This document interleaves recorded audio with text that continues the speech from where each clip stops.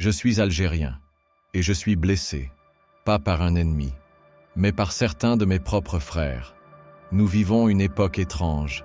L'Algérie dérange, son indépendance dérange, son refus de s'aligner dérange, sa voix libre dans un monde soumis dérange.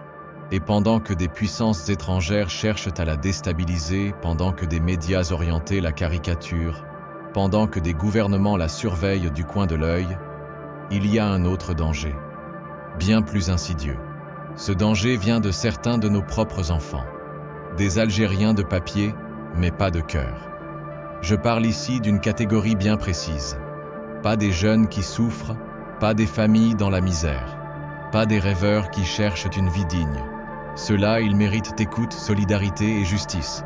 Non, je parle de ceux qui ont choisi le chaos, ceux qui ont trahi par leur comportement. Ils ont quitté l'Algérie sur des barques, pas pour apprendre, pas pour bâtir, mais pour fuir leurs responsabilités. Certains ont dépensé jusqu'à 150 millions de centimes, le prix d'une petite maison, pour arriver en Europe. Et qu'ont-ils fait une fois arrivés? Pas d'école, pas de formation, pas de travail, mais des vols, des agressions, du trafic, des vidéos de violence sur TikTok, des bagarres dans le métro, des insultes à la police, des crachats sur les lois du pays d'accueil. Et à chaque fois, le mot algérien s'affiche dans les journaux. Et c'est là que le scandale commence, parce que ce mot, ils ne le méritent pas. Ce sont eux, ces fléaux ambulants, qui salissent l'image du pays. Ils sont un fardeau chez eux, et un danger chez les autres. Un poids mort qui tire vers le bas toute une jeunesse qui, elle, se bat chaque jour pour relever la tête. Mais ce n'est pas tout. Le pire, c'est qu'ils ne reconnaissent jamais leurs responsabilités. Toujours la même rengaine. C'est la faute de l'État.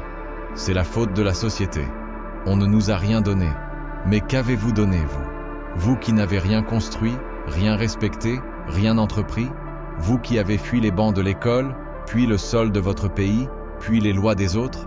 Vous qui ne cherchez ni avenir, ni dignité, mais seulement le chaos?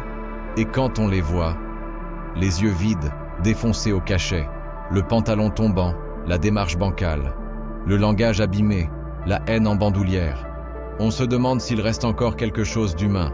Ces jeunes-là n'ont plus de racines, pas de principes, pas de repères, juste un rejet permanent de tout ce qui leur demande un effort.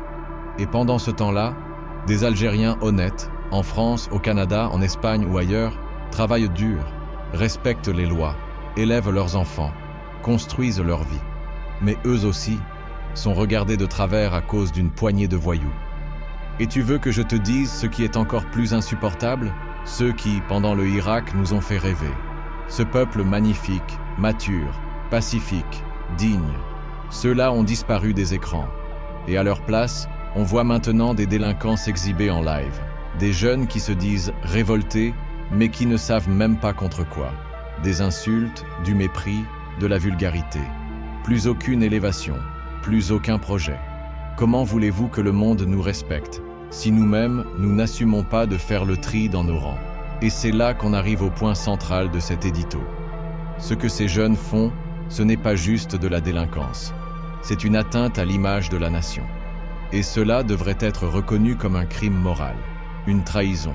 Car oui, trahir son pays, ce n'est pas seulement vendre des secrets. C'est s'en prendre à son honneur, salir son nom. Et que ce soit par une agression dans un RER ou par une campagne de dénigrement sur TikTok, le résultat est le même, la honte pour tous les Algériens. Et que dire de ceux qui, depuis l'étranger, passent leur vie à insulter l'Algérie, à la caricaturer, à la diaboliser, souvent payés ou manipulés par des lobbies, des services étrangers ou des ennemis historiques de notre peuple. Ce sont des pantins et des traîtres. Mais leur influence n'est possible que parce que certains jeunes perdus leur donnent du carburant. Alors à ces jeunes-là, je dis, vous avez encore le choix. Relevez la tête, nettoyez vos actes, reprenez le droit chemin. Mais si vous ne pouvez pas, alors s'il vous plaît, taisez-vous. Et arrêtez de dire que vous êtes algérien. Parce qu'être algérien, ce n'est pas une couleur sur une carte d'identité. C'est une histoire, une douleur, une fierté. C'est porter dans le cœur les martyrs, les bâtisseurs, les mères courageuses, les vieux sages, les enfants qui rêvent. L'Algérie, ce n'est pas une barque qu'on quitte, c'est un sol qu'on respecte. un nom qu'on protège, un peuple qu'on élève. Et vous, si ce nom vous pèse, jetez-le. Mais ne le piétinez pas. Nous sommes des millions à aimer ce pays, à vouloir le servir, le défendre, le soigner. Et nous ne laisserons plus une poignée de perdus le défigurer. Fin de l'éditorial. Mais début d'un réveil, je l'espère. Et toi qui m'écoutes, si tu crois que ce message mérite d'être entendu, partage-le, commente, réagis. Et surtout, n'aie plus peur de dire les choses. Parce que le vrai patriotisme, ce n'est pas d'applaudir en silence, c'est de refuser la honte et de se battre pour l'honneur.